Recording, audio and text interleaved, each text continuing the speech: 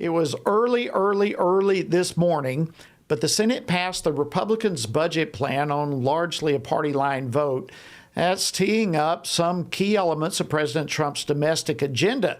All this is happening despite President Trump's stated preference for the House budget plan over the Senate's.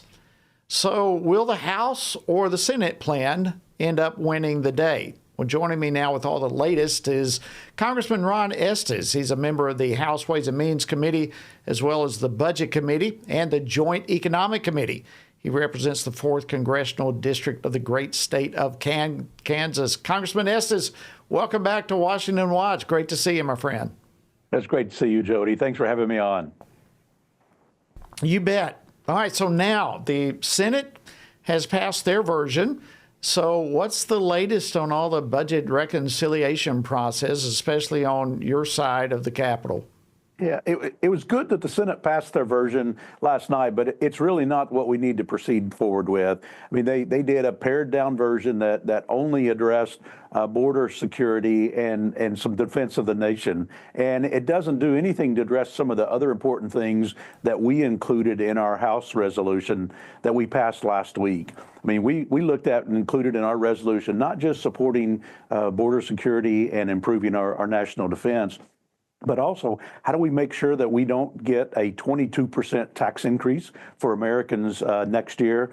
Making sure that we have pro-growth energy policies and economic policies in our bill. And we also address the deficit. I mean, that's a piece that we put charges out there for our committees to go look at dollar amounts to actually reduce the deficit. And that's becoming a bigger and bigger issue now as, we have $36 trillion in debt, which is over $106,000 per individual American across the country, and it's increasing every year by about $2 trillion, thanks to all the spending that's been included over the last several years since COVID. So we think that having the bill that addresses all of these issues is something that we can focus on now, provides good value for the country, as opposed to spending now and then kicking the can down the road to address the taxes or address the deficit in the future, which is what the Senate's version does.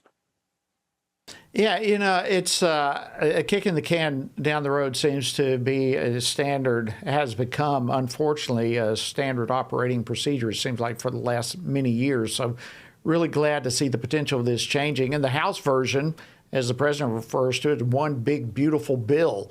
It kind of covers all of it, like you were just suggesting. And that really is what we need. So let me just throw this out to you. Yesterday actually marked 1 month since President Trump returned to the White House. Breakneck speed he's been operating. Give me how would you grade him so far on his second administration? How's it going so far?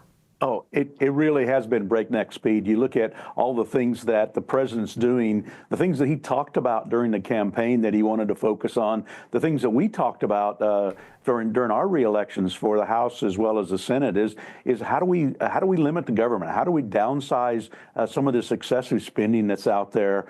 How do we make sure that we have good policies in place that actually support the American people, that protect our borders, that help make sure our defense is supported, our men and women and servicemen and women, and President Trump's hit the ground running. And it's hard to think that it's only 30 days ago that the president came in on board and focused on what was going on.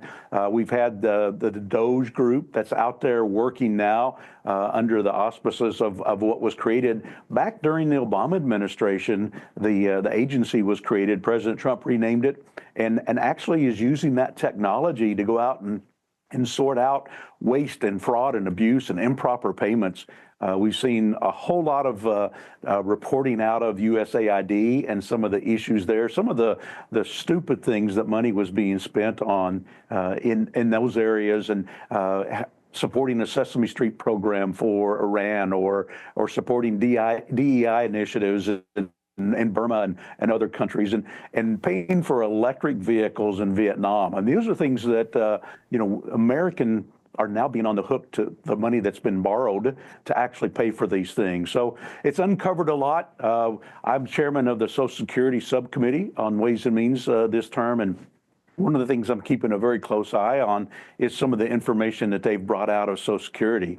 Obviously, we don't want to be making improper payments. We want to make sure that the money's there so that the people that are entitled to Social Security can receive their benefits, and we make sure that we want to fix the system, make sure that it endures into the future for not just current retirees, but also current workers, so that it's there when they retire as well. So we're working hand in glove to help make sure that we can address all of these issues and at the same time move our country forward, make sure that we keep our economy going strong.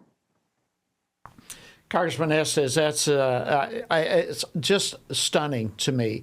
So much of what you just shared, so much. And you know, when you look at just 30 days, as you said, since this president has been here, I've had people tell me on more than one occasion, several occasions, people have said this president has done more in a month than most presidents do in an entire term. And I don't know if that's fully accurate or not, but it sure seems that way. He and Congress, everybody is just moving at an incredible pace, and rightfully so. There's so much to be done. And one of the things, as you just mentioned, is DOGE, this government office for efficiency. Why in the world has it become controversial to demand that the federal government be good stewards of taxpayers' money, of our money? How can that possibly be controversial? Yeah, it really does reflect on the thought process in Washington for so many years, is that just create a government program and then expect that it lasts forever and that it's going to continue to grow, that more money is going to be put into it. And once you start unpeeling, what really is happening, do we really need to be doing that? People complain because they're living off of the money that's being borrowed to pay them to line their pockets. And so there's so much out there that's being uncovered through this process. We need to make sure that we continue that effort. Even presidents in the past have talked about, making sure that we eliminate fraud and abuse, and yet nothing's been done about it in the past. When the General Accounting Office or the Inspector Generals had identified areas, nothing was really done. In fact, during the Biden administration, the General Accounting Office identified somewhere between 230 and 525 billion dollars in fraudulent payments that they estimated were happening, and nothing was done to fix that. And it's great that President Trump's come in and we've got the DOGE group working to identify that and to stop that. You actually have a new op-ed that's talking about this whole thing of reining in reckless spending. Real quickly, tell us about that.